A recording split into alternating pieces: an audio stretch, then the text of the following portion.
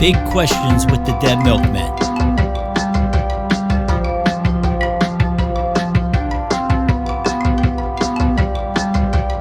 Folks, before we get started tonight, we just wanted to address a horrible thing that is eating away at the moral fiber of our nation, and that thing is the French tuck. You've seen it where people tuck the front of their shirt or sweater into the front of their pants, and then they have the back hanging out.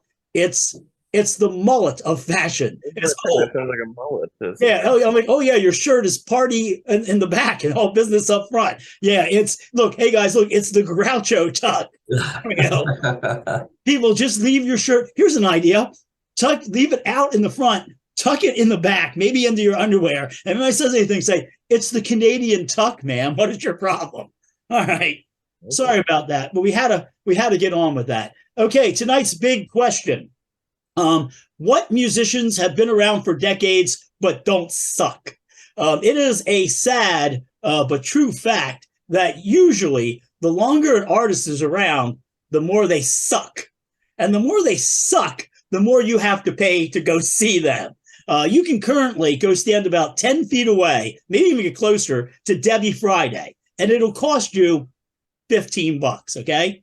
Or you can spend $150 to go see Kansas on their 50th anniversary tour, which they should call Point of No Refund, by the way. Here, one other thing, my therapist says I'm not even allowed to get started on Taylor Swift, so don't let me, okay? Because then I'm gonna be in therapy a lot this week. Here's a simple graphic, folks, to help you understand your relationship to the music industry. Thank you, graphics department. All right, so we're going to talk tonight about who doesn't suck. And we're going to start with some of my friends that have been around for a while. Here in Philadelphia, we've got Decontrol. Decontrol don't suck. We've got FOD. We've got Live Not on Evil. There are plenty of bands, punk bands that have been around in Philly for decades that don't suck. They're not going to be appearing in their own private jets anywhere, but that's the price you pay for not sucking. When we talk about bands that don't suck, by the way, The Damned are the free space on the bingo card of not sucking, because everybody always goes, The Damned. And we're like, yes, we're well aware they still make pretty decent albums. They're fantastic live. So The Damned are a given, right?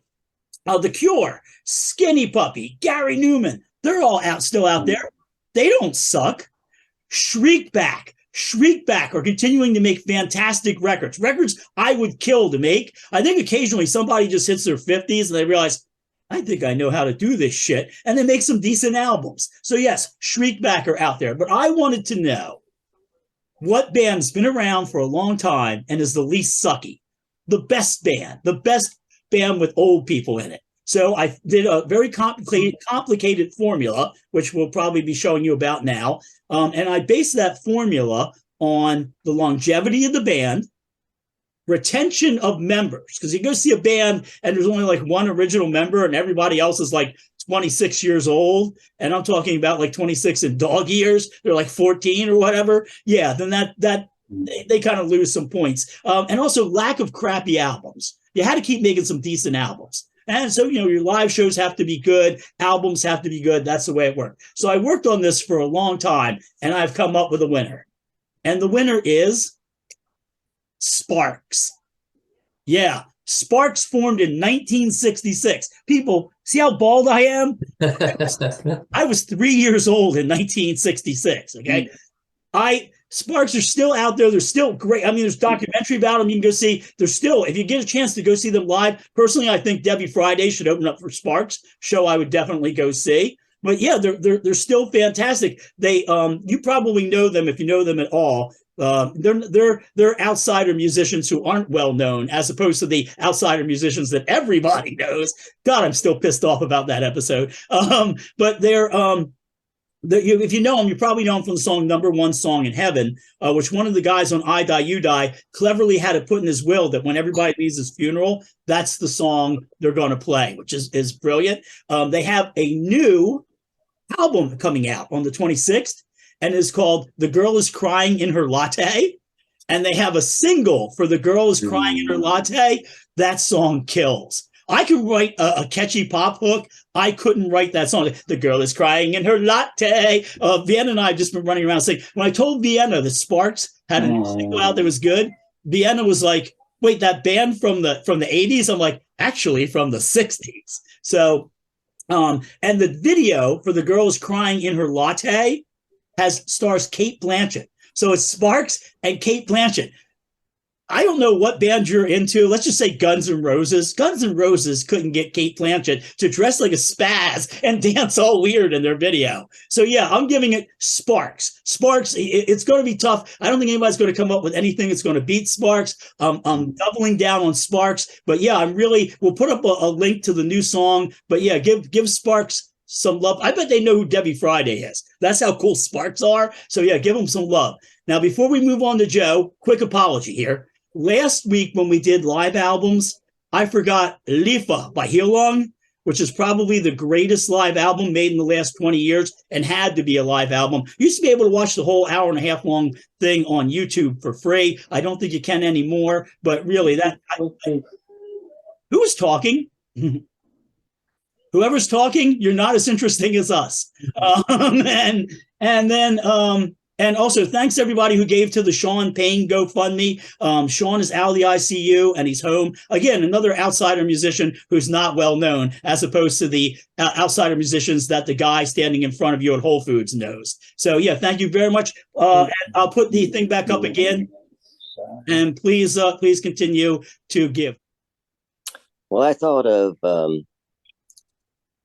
4 possible candidates. I'll list them here. Leibach, who had started in 1980, had a first album self-titled 85, and still producing good albums. I mentioned Sketches of the Red Districts, just came out this year. I'd also say the Violent Femmes, starting in 79 with I guess another self-titled album recently, 2009. They did a great album in the 90s. A couple great albums. American Music was a good one, and then most recently Hotel Last Resort, 2019. They did have a couple of drummer changes, maybe some points off of that. Gang of Four is another one. Entertainment came out in 79, and their most recent album, I think, is great.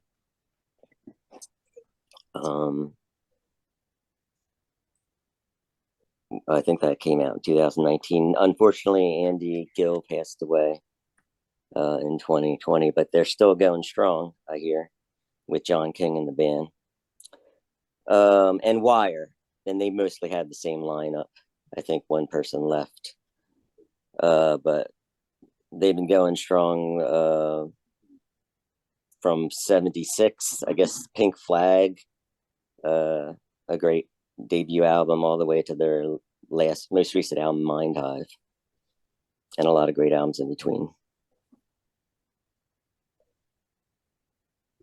Now, question, is that Dan or is that the centerfold from a 1972 issue of Playgirl?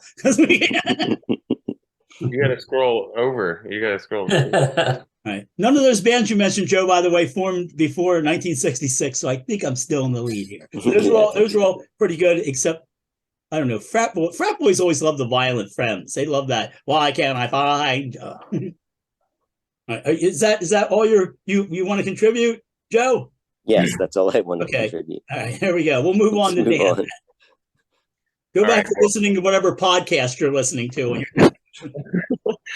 Most of them have already been mentioned, but I also said FOD, D-Control, Wire, and Sparks, which I'm gonna have to agree, Rodney, that they're probably the winners as far as like your standards. They meet all of them. Yeah. I also thought Os Mutantes, who we saw recently in concert, and I also put the Melvins because they always kind of have the same kind of vibe going on, but they mess around and do like different stuff, and I think that's cool. And it's been at least Buzz and Dale have been the same since like 1982, maybe. I think. They can't seem to nail down like a bass player. How long's Jeff been playing with them? What's that? Is Jeff Pincus playing with them? Yeah, he's been playing for, I think, like 3 or 4 years, maybe. Before Yeah. that, they had the Big Business Yeah. band, which had a drummer and a bass player, so they had two drummers. Um, but yeah, I think I totally agree with Spark. Like Sparks consistently puts out good music. You would love. I've heard a bunch of tracks off the new album, Dan. You would freaking love it. I mean, it's Yeah, really I hope good. that they're putting something out soon too. That's cool. But yeah, I think Dead Milkmen is a count band. Doesn't suck. The new album's great. I'm playing Sparks, the new Sparks track on my radio show next month. Like that's how much I like that thing. Yeah. So, yeah, that's all. That's what I'd like to contribute. What about? Can we talk about Kiss Sucks? As bands that are still together that shouldn't. Are they still together? Do you have a staple in your navel, Mister Playgirl Center? Yes, I thought I saw somebody said there was a Gene Simmons solo show recently, but I don't know what that's all about. That sounds pretty scary to me. Dan's turn-ons include Sparks. I guess I'll go now. Yeah, Sparks is a good choice. I hadn't considered Sparks. Because I mostly listen to more recent and obscure, like electronic and indie and weird stuff. I chose Robyn Hitchcock. He just turned 70 and he's still releasing new albums and he's still touring. He got started in the early 70s and he eventually formed, to some, the influential band, the Soft Boys, most notable for their album Underwater Moonlight, and the notable track on that album is I Want to Destroy You. He's released a few solo. They broke up in when did they break up? In 1981, and then he released some solo albums, and then he formed a band he called the Egyptians. So it was Robyn Hitchcock and the Egyptians, and they lasted 10 years. And then when they broke up, he's had plenty of solo releases and a few reunion, releases and tours since then. He reunited with the Soft Boys and they put another album out, which was really good. And I don't think he's done anything with the Egyptians, although he's played with Morris, the drummer, in a lot of his different projects over the years. Maybe of most interest to you, Joe, I don't know if you have a copy of it. In 2002, he released a double album called Robyn Sings, which is comprised of cover versions of Bob Dylan songs. Robyn is a huge Dylan fan. This also includes a live version of Dylan's Live at the Royal Albert Hall 1966 concert, which Robyn recreated at a show in 1996. In 2006, he formed a band called the Venus Three with Peter Buck of REM, Scott McAuley from the Young Fresh Fellows, and Ministry's drummer Bill Rieflin on playing with them. And since then, he's had a bunch of solo releases. In 2019, he collaborated with XTC frontman Andy Partridge on a 4-song EP called Planet England. They both co-wrote and both sing and play music on that song. They recorded it in Andy's shed in England somewhere. And most recently, he's released an excellent album called Shufflemania, which was recorded during COVID lockdown times with friends contributing parts to tracks remotely, kind of like, recording stuff. Had to be in COVID. So I would say that he's a good candidate. He's been around since the 70s and he continues to tour and he continues to release good new music. So that's my answer. Yeah, that documentary where him and Pete Buck are putting that band together is the most painful goddamn thing to sit through. It's like they're like in this backyard playing. I hope people like what we're doing so that maybe we can go on tour. It's a fucking documentary. The best thing about that video is when the one girl who doesn't like him goes off on her boyfriend. But other than that, that's, I'm sure he's a nice person. Unlike me. All right. So All right, so we have a lot of good choices there. Anybody else want to throw in there, Dean? No, that's it. All right. Okay, so also the Melvins will yell at you if they don't think you're appreciating them enough. We should start doing that. We should stop the show, make feedback. Go, you weren't clapping loud enough. All right. I think we should also. I want to mention that I think there's something to be said about FOD, like being able to do what they do as much as they have, and like make it sound consistent. It sounds like FOD when you hear it, but it's still like different. You know what I'm saying? And here's a sad thing: of all the bands that we've mentioned, like the Philly bands that are out there have been doing it for years, are not often nationally known. You know what I mean? It's like, people know who Robyn Hitchcock is. People know, I forget what Joe said. I never pay attention to him. But damn, like the Melvins, people know who they are. That's the thing. Like, I wish more people knew about, I wish there was payoff to the work they put in over these years. And they still go. Philly, we'll stick behind you and we'll go see you play for, I've been in this band for 43 years. So, and these other bands formed before I joined this one. So, yeah, I'm just saying, Dan, I agree with you there. I think it's fantastic that these people are out there and they continue to get better, which is amazing. But they didn't get stuck in the suck hole. They're not like, I can't forget who's touring with Stevie Nicks now, but you can go see, like, I'll say Billy Joel and Stevie Nicks. I'm like, dear God, no one's getting better. Just save your money and go see Debby Friday. She's fucking fantastic. Okay, so let's go on to recommendations. The first thing that I'm going to recommend this week is a book for those of you who can read. And the book is called Are You With Me? On the surface, this is a children's book about dealing with grief, the loss of a parent, which sounds good. A woman wrote it to help herself deal with the grief of losing her husband. Unfortunately, she's just been arrested for murdering her husband. Yeah, she's charged with murdering, and she apparently may have tried to, it was poisoning. She gave him a Russian mule, and people, if you poison somebody, don't say, I gave him. It's happened also, they were vacationing in Greece a while back.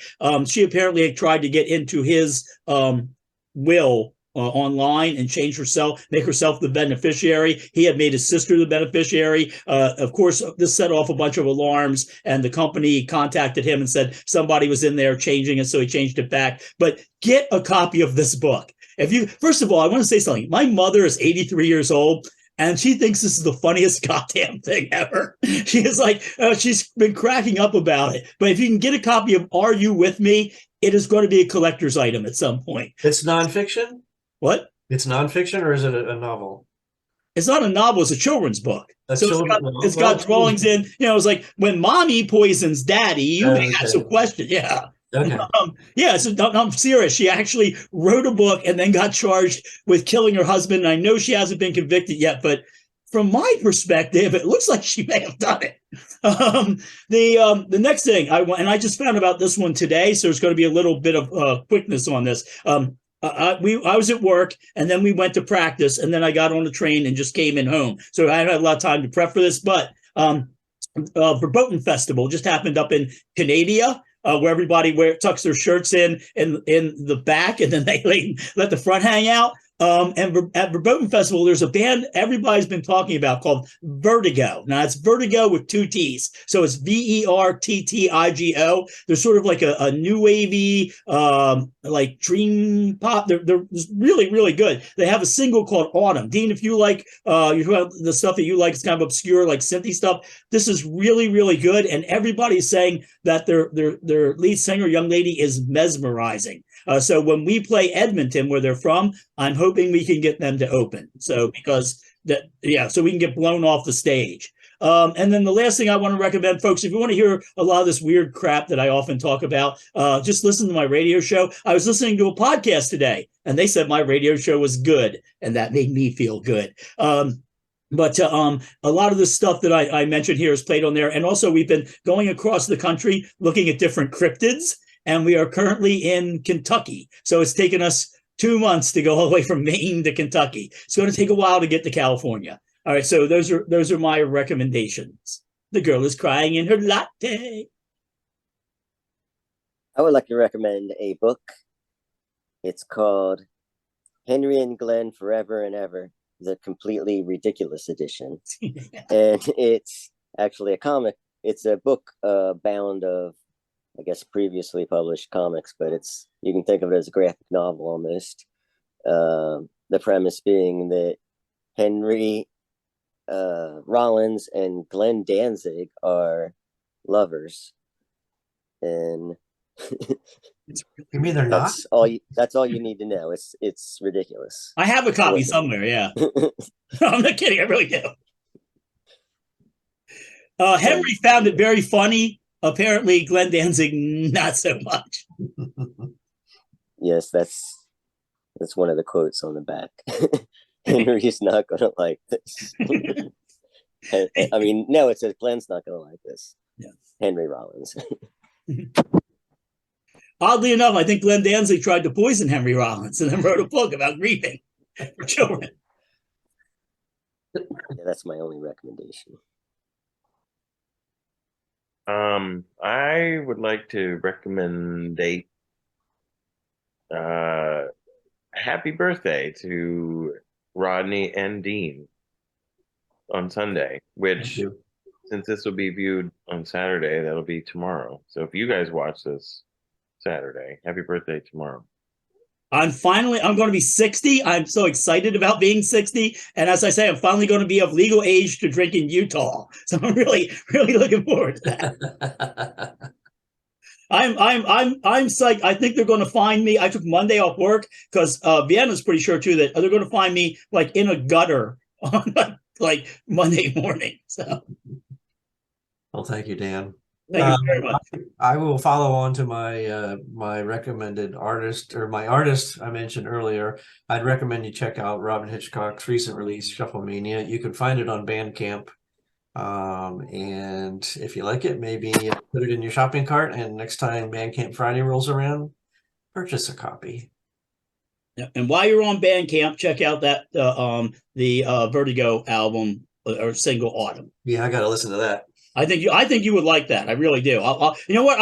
I'll buy a copy once we're done here, and that's right. I don't want to. No, everybody should buy a copy. We don't do that. We don't share normally. No. Personally, get germs that way. That's how people got COVID. They was file sharing. I'm going to tell you that right now. Oh yeah. And that guy from the Melbourne saw him file sharing, and he made a bunch of feedback, and he yelled at him. And then he poisoned their Moscow mule. That's it. Why do they call it a Russian mule? It's a Moscow mule. What's in a Moscow mule? I have a rough idea. I've seen a donkey show. I can guess. I don't know.